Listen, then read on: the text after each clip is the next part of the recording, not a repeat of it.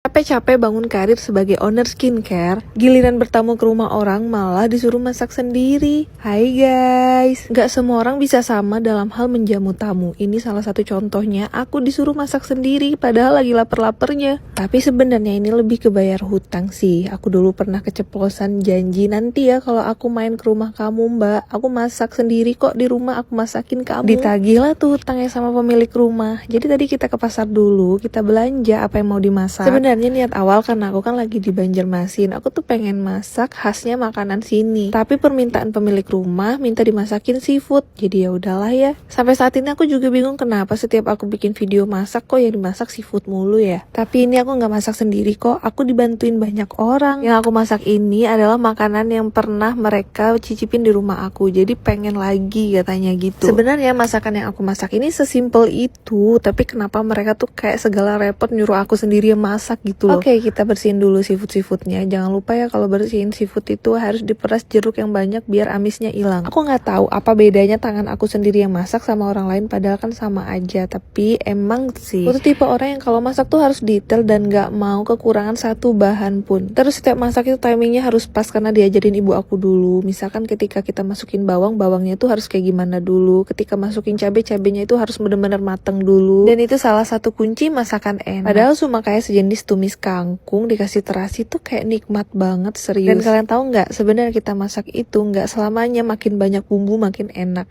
Semuanya tuh harus pas aja gitu. Kalau kebanyakan juga nggak enak, kurang juga nggak enak. Dan oke, ini masakan pertamaku udah jadi, tumis kangkung. Lanjut aku mau masak masakan kedua. Sambil itu aku marinasi dulu kepitingnya. Ini cuma sekedar mau digoreng aja sih. Sejauh ini resep yang aku temukan, kepiting itu paling enak dimasak kalau cuma digoreng aja pakai bawang putih, dibanding repot-repot bikin saus padang dan lain-lain. Tapi ya selera beda-beda. Coba deh sesekali resep aku ini di rumah. Kepiting dikasih bawang putih cincangan atau bawang putih halus, dikasih garam, dikasih asam, dikasih micin sedikit, tinggal goreng. Menurut aku loh ini ya enak banget. Tapi ya selera orang beda-beda. Nah si udang tadi aku sambal aja. Ini pakai sambal cabai rawit. Jadi ini pedes banget tapi enak sih. Bukan muji masakan sendiri, terbukti ini ketika kita makan masakan aku langsung ludes. Jadi ini karena kita masak sambalnya pakai cabai setan, tahu sendiri kan wanginya itu kayak gimana, kayak nusuk hidung bersin-bersin ya gitulah. Menu kedua udah selesai sih sambal udangnya. Lanjut menu ketiga, simple aja tinggal goreng kepiting. Abis itu semua menu yang kita masak hari ini selesai dan kita makan. Ini udah jam 4 sore BTW. Dan mereka tuh sengaja gak makan, tahu nggak? Demi nungguin masakan yang aku masak, padahal sesederhana itu dan sesimpel itu. Lebih tepatnya nikmatnya kalau makan rame-rame sih. Oke, aku udah bayar hutang, aku udah masakin mereka-mereka ini. Emang nikmatnya kalau makan rame-rame tuh luar biasa, gak bisa dipungkirin. Tuh kalian lihat coba, semua menu kita hari ini ludes dimakan dalam satu tempat, satu waktu aja.